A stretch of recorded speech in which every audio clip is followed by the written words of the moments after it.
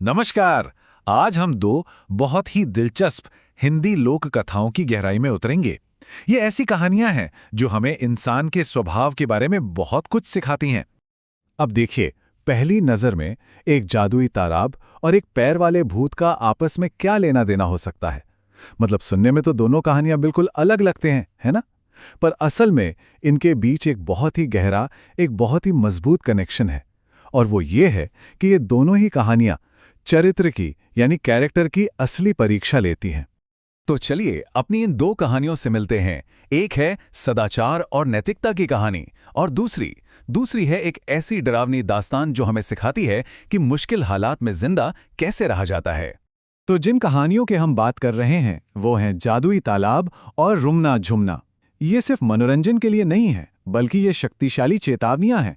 ये कहानियां अलौकिक यानी सुपरनैचुरल चीजों का इस्तेमाल करती हैं, ये समझाने के लिए कि इंसान जो फैसले लेता है उनका अंजाम क्या होता है। देखिए, हर अच्छी कहानी की शुरुआत एक बड़ी मुश्किल या समस्या से होती है और हमारी इन दोनों कहानियों के जो मुख्य किरदार हैं वो बहुत ही मुश्किल और नाइंसाफी भरे हालातों से गुजर रहे हैं। तो हमारे सामने दो बिल्कुल अलग अलग हालात हैं। एक तरफ वो बेचारी पत्नी है जिसे अपने ही घर में अपने पति और सौत से ताने सुनने को मिलते हैं, सिर्फ इसलिए कि वो कैसी दिखती है। और दूसरी तरफ हैं दो छोटी छोटी बहनें जो एक भयंकर तूफान के बीचों बीच अकेली और बेसहारा फंस जाती हैं। तो हम देख सकते हैं दोनों ही कहानियों की शुरुआत एक बहुत ही मुश्किल, एक बहुत ही कमजोर मोड़ से होती है। और बस यहीं से कहानी में एक दिलचस्प मोड़ आता है।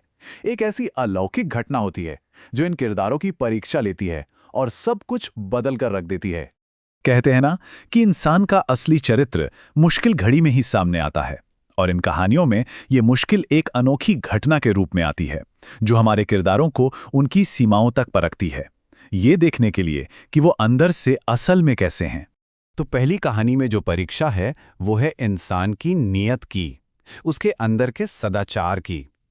ये दया और लालच के बीच की जंग है। ये इस बात की परख है कि क्या कोई अपनी इच्छाओं, अपनी चाहतों पर काबू रख सकता है या नहीं। लेकिन दूसरी कहानी की परीक्षा एकदम अलग है। ये अंदरूनी नहीं बल्कि बाहरी है, और बहुत ज्यादा डरावनी भी। यहाँ सवाल सीधे सीधे जिंदगी और मौत का है, जहाँ बचने के लिए चाहिए तेज दिमाग और हिम्मत।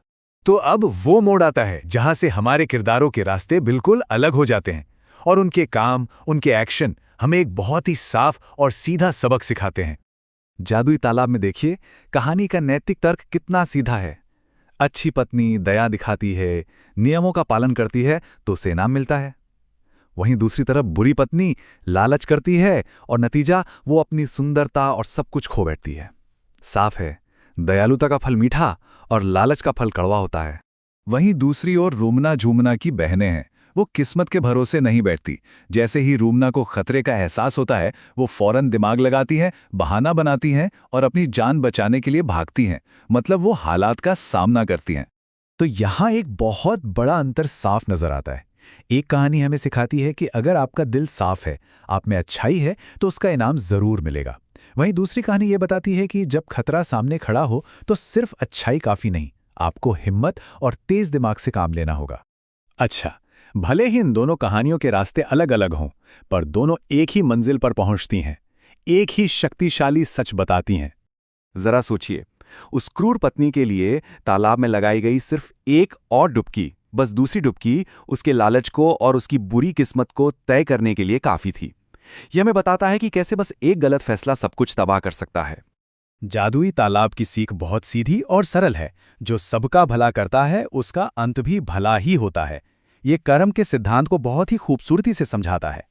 और रोमना झूमना के अंत में ये लाइन, भगवान की अशेष कृपा है तुम लोग बच गए, हमें बताती है कि उनकी बहादुरी को ऊपर वाले का भी साथ मिला।